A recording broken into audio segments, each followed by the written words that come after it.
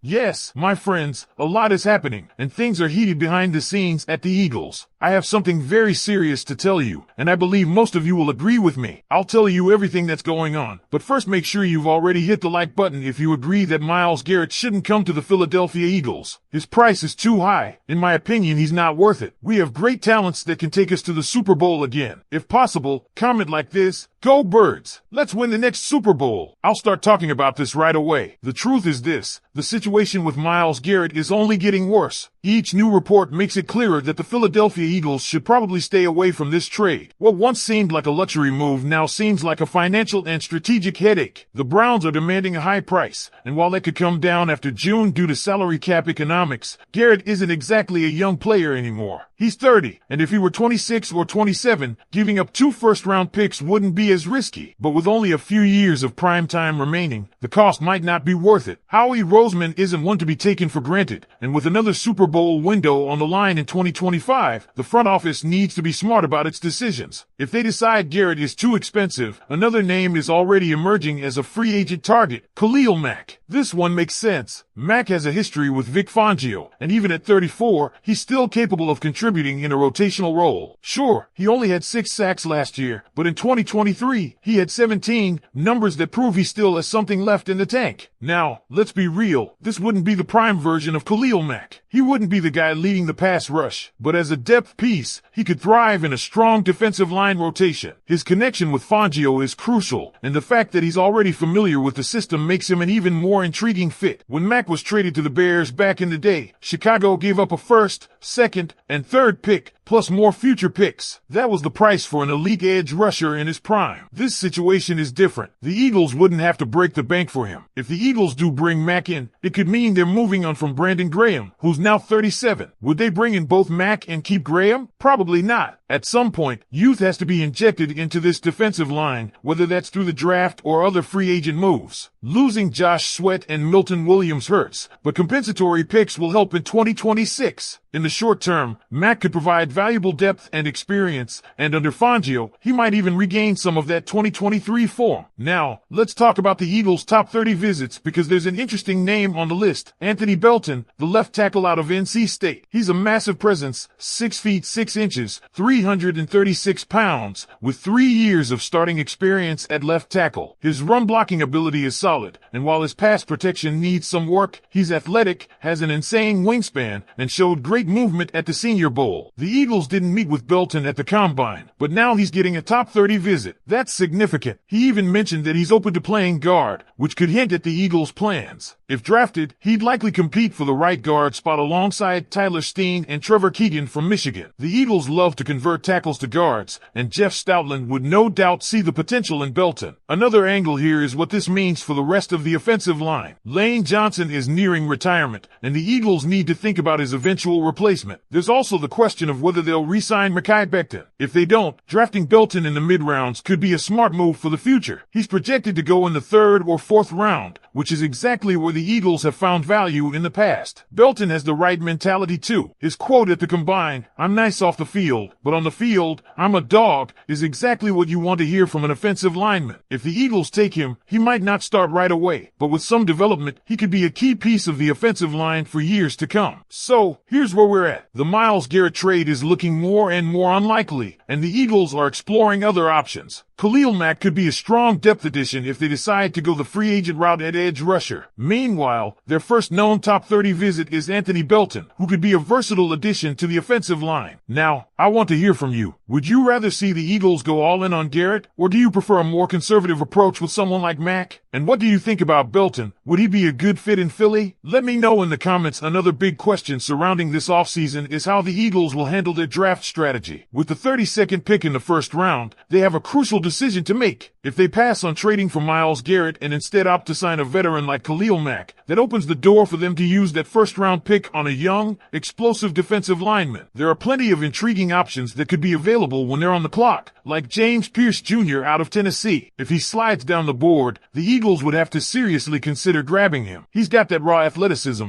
and pairing him with a guy like Haason Reddick, if Reddick stays, could be deadly. But let's not forget about the secondary either. The Eagles have a massive need at corner cornerback, and there's been a lot of buzz about what they're going to do to fix that position. Darius Slay and James Bradbury showed their age last season, and while Khalil Ringo is developing, he's still improving. Do they use that first-round pick on a young, shutdown corner to rebuild the secondary? If so, someone like Nate Wiggins from Clemson or Kool-Aid McKinstry from Alabama could be in play. Of course, there's always the possibility that Howie Roseman does what he does best, moves around the board. Trading back from 32 could allow the Eagles to pick up extra draft capital while still addressing key needs. They've done it before, and with the depth of this draft class at certain positions, that might be the smartest move. Then, there's the offensive side of the ball. The Eagles are clearly preparing for life after Lane Johnson, and Anthony Belton's visit is a sign that they're looking at potential long-term options. But what about the right guard spot? Cam Jurgens played well last season, but he was originally drafted as Jason Kelce's eventual replacement at center. If the Eagles want to move him back inside, that leaves a hole at right guard, which could be where someone like Belton, Tyler Steen, or a draft pick comes into play. One thing that's clear is that the Eagles are taking a hard look at all options. They know their championship window is open right now, but they're also making moves with an eye on the future. That's why a big splash trade for Myles Garrett might not make sense. Sure, he's still a dominant force, but if you're giving up multiple high draft picks for a 30-year-old pass rusher, you better be sure he's the final piece to a Super Bowl winning puzzle. Instead, a more balanced approach, signing a veteran like Mack, drafting a young edge rusher, and reinforcing the offensive and defensive lines might be the better path forward. The Eagles have won without Myles Garrett. They've won without Khalil Mack. But they've always won by building through the trenches and making smart, calculated moves. Another angle to consider in all of this is how the Eagles are going to handle the departures on their defensive line. Losing Josh Sweat and Milton Williams isn't just about missing out on their production, it's about losing depth. The Eagles' defensive success in 2022, when they made their Super Bowl run, was built on a deep rotation that kept their pass rushers fresh. Right now, that depth isn't there, and while compensatory picks in 2026 will help long-term, the Eagles need solutions now. That's why signing Khalil Mack wouldn't just be about adding another pass rusher. It would be about maintaining that elite defensive line rotation. Imagine Mack in a situational role, coming in on key third downs alongside Haason Reddick, Jalen Carter, and Jordan Davis. That's the kind of unit that can dominate late in the season when other teams are dealing with fatigue. And speaking of Reddick, his situation is another wrinkle in all of this. There have been rumors swirling about whether the Eagles might move on from him. If that happens, then suddenly, adding Mack or another veteran pass rusher becomes even more critical. But what about the offense? While defense is the major focus of this conversation, we can't ignore that the Eagles need to make sure they're protecting Jalen Hurts. Last season, we saw what happened when the offensive line started dealing with injuries and inconsistencies. So now it's your turn. What do you think the Eagles should do? Should they make a blockbuster move for Garrett, or would you rather see them spread their resources across multiple positions? Do you like the idea of signing Mack? And what about Anthony Belton? Could he be the next great Jeff Stoutland project? Let me know in the comments, and let's talk about it. And as always, fly Eagles fly.